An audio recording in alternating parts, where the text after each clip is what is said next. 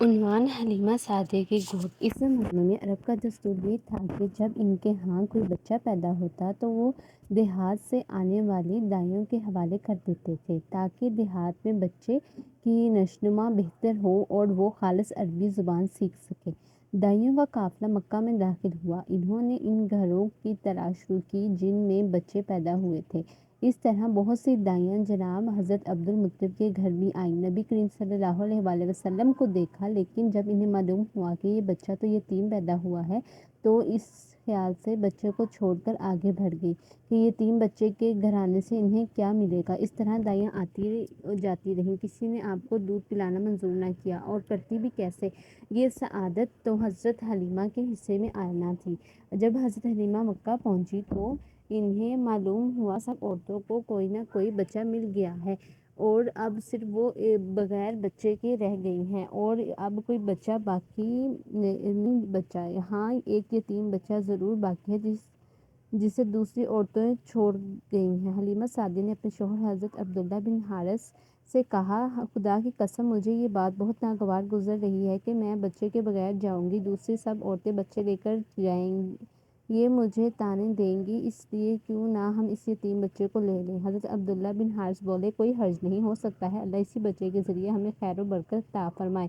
چنانچہ حضرت عبدالمطلب کے گھر گئیں۔ حضرت عبدالمطلب اور حضرت آمنہ نے انہیں خوش آمدید کہا، پھر حضرت آمنہ نے انہیں بچے کے پاس لے آئیں۔ آپ اس وقت ایک اونی چادر میں لپٹے ہوئے تھے، وہ ایک چادر سفید رنگ کی تھی، آپ کے نیچے ایک سبز کپڑا تھا، آپ سیدھے لیٹے ہوئے تھے، آپ کے سانس کی آواز کے ساتھ مشک کی سی خوشبو نکل کر پھیل رہی تھی۔ حلیمہ سعدیہ رضی اللہ تعالیٰ عنہا آپ کے حسن و جمال کو دیکھ کر حیرت زدہ رہ گئیں۔ آپ اس وقت سوئے ہوئے تھے، انہوں نے جگانا مناسب نہ سمجھا، لیکن جو ہی انہوں نے پیار رکھا آپ مسکرا دیے اور انہیں آنکھیں کھول کر ان کی طرف دیکھنے لگے۔ حضرت حلیمہ سعدیہ رضی اللہ تعالیٰ فرماتی ہیں، میں نے دیکھا آپ کی آنکھوں سے ایک نور نکلا جو آسمان تک پہنچ گیا، میں نے آپ کو گود میں آپ کی دونوں آنکھوں کے درمیانی جگہ پر پیار کیا، پھر میں نے آپ کی والدہ اور حضرت عبدالمطلب کو گود میں لٹایا تو آپ دائیں طرف سے دودھ پینے لگے، پہلے میں نے بائیں طرف سے دودھ نہ پیا، دائیں طرف سے آپ نے فوراً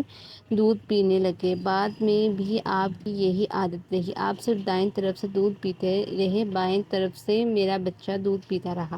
پھر ایک قافلہ روانہ ہوا۔ حلیمہ سعدیہ رضی اللہ تعالیٰ عنہا فرماتی ہیں، میں اپنے خچر پر سوار ہوئی اور آپ کو ساتھ لے لیا۔ اب جو ہمارا خچر چلا تو اس قدر تیز چلا کہ اس نے پورے قافلے کی سواریوں کو پیچھے چھوڑ دیا۔ پہلے وہ مریض ہونے کی بنا پر سب سے پیچھے رہتا تھا۔ میری خواتین ساتھی حیرانگی سے مخاطب ہوئیں، اے حلیمہ، یہ آج کیا ہو رہا ہے؟ تمہارا خچر اس قدر تیز کیسے چل رہا ہے؟ کیا یہ وہی خچر ہے جس پر تم آئی تھی اور جس کے لیے ایک ایک قدم اٹھانا مشکل تھا؟ جواب میں ان سے کہا، بے شک یہ وہی خچر ہے، اللہ کی قسم اس کا معاملہ عجیب ہے۔ پھر یہ لوگ بنو سعد کی بستی پہنچ گئے، ان دونوں تھا۔ حلیمہ سعدیہ رضی اللہ عنہا فرماتی ہیں، شام جب ہماری بکریاں چر کر واپس آئیں تو ان کے تھن دودھ سے بھرے ہوئے تھے، جبکہ نہیں تھا، ان میں سے دودھ بہت کم اور بہت مشکل سے نکلتا تھا۔ ہم نے اس دن اپنی بکریوں کا دودھ دھویا تو ہمارے سارے برتن بھر گئے اور ٹھان لیا کہ یہ ساری برکت اس بچے کی وجہ سے ہے۔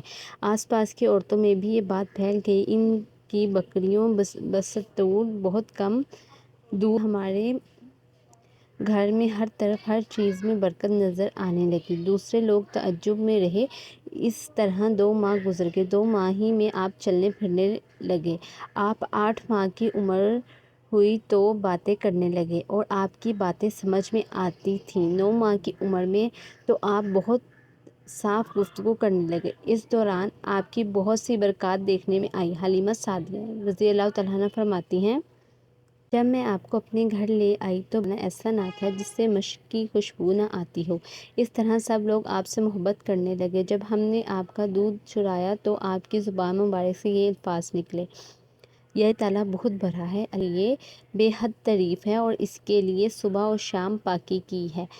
اب پھر جب آپ صلی اللہ علیہ وآلہ وسلم 2 سال کے ہو گئے وہ لے آپ کی والدہ کے پاس آئے۔ اس عمر کو پہنچنے کے بعد بچوں کو ماں باپ کے حوالہ کر دیا جاتا تھا۔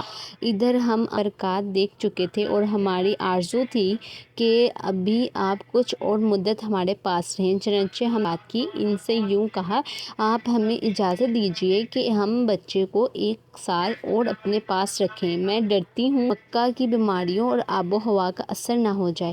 جب ہم نے ان سے بار بار کہا تو حضرت آمنہ رضی اللہ تعالیٰ عنہا آپ کو پھر اپنے گھر لے آئے۔ جب آپ کچھ بڑے ہو گئے تو باہر نکل کر بچوں کو دیکھتے تھے، وہ آپ کو کھیلتے نظر آتے تھے، آپ ان کے نزدیک نہ جاتے۔ اور ایک روز آپ نے مجھ سے پوچھا، امی جان کیا بات ہے، دن میں میرے بھائی بہن نظر نہیں آتے؟ آپ اپنے دودھ شریک عبداللہ اور بہنوں انیسہ اور شیماء کے بارے میں پوچھ رہے تھے۔ حلیمہ رضی اللہ عنہا فرماتی ہیں، میں نے آپ کو بتایا وہ صبح سویرے بکریاں چرانے جاتے ہیں، شام کے بعد گھر فرمایا تب مجھے بھی ان کے ساتھ بھیج دیا کریں، اس کے بعد آپ اپنے بھائی بہنوں کے ساتھ جاتے اور واپس آتے۔ ایسے میں ایک دن میرے بچے خوف زدہ انداز میں دوڑتے ہوئے آئے اور گھبرا کر بولے، امی جان جلدی چلیے ورنہ بھائی محمد صلی اللہ علیہ وآلہ وسلم ختم ہو جائیں گے۔ یہ سن کر ہمارے تو ہوش و حواس اڑ گئے، دوڑ کر وہاں پہنچے، ہم نے آپ کو دیکھا، آپ کھڑے ہوئے تھے، رنگ اڑا ہوا تھا، چہرے پر زردی چھائی ہوئی تھی، اور یہ اس لیے نہیں تھا کہ آپ کو سینہ چاک کیے جانے سے کوئی تکلیف ہوئی تھی بلکہ ان فرشتوں کو دیکھ کر آپ کی حالت ہوئی تھی۔ حلیمہ سعدیہ رضی اللہ تعالیٰ عنہا فرماتی ہیں، ہم نے آپ سے پوچھا کیا ہوا تھا؟ آپ نے بتایا، میرے پاس 2 آدمی آئے تھے، وہ سفید کپڑے پہنے ہوئے تھے، وہ دونوں حضرت جبرائیل علیہ السلام اور علیہ السلام تھے۔ ان دونوں میں سے ایک نے کہا، کیا یہ وہی ہے؟ دوسرے نے جواب دیا، ہاں یہ وہی ہے۔ پھر وہ دونوں میرے قریب آئے، مجھے پکڑا اور لٹا دیا، اس کے بعد انہوں نے میرا پیٹ چاک کیا اور اس میں سے کوئی چیز تلاش کرنے لگے، آخر انہیں وہ چیز مل گئی اور انہوں نے اسے باہر نکال کر پھینک دیا۔ میں نہیں جانتا وہ کیا چیز تھی۔ اس چیز کے بارے میں ہے کہ وہ سیاہ رنگ کا ایک دانہ سا تھا، یہ انسان کے جسم میں شیطان کا گھر، شیطان انسان کے بدن میں یہیں سے اثرات ڈالتا ہے۔ حلیمہ سعدیہ رضی اللہ تعالیٰ عنہا فرماتی ہیں، پھر ہم آپ کو گھر لے آئے، اس وقت وہ میرے شوہر عبداللہ بن حارث نے مجھے سے کہا، حلیمہ مجھے ڈر ہے کہیں اس بچے کو کوئی نقصان، اس لیے اسے اس کے گھر والوں کے پاس پہنچا دو۔ میں نے کہا ٹھیک ہے۔ پھر ہم آپ کو لے کر مکہ کی طرف روانہ ہوئے۔ جب میں مکہ کے بالائی علاقے میں پہنچی تو آپ اچانک گئے اور میں باختہ ہو گئی۔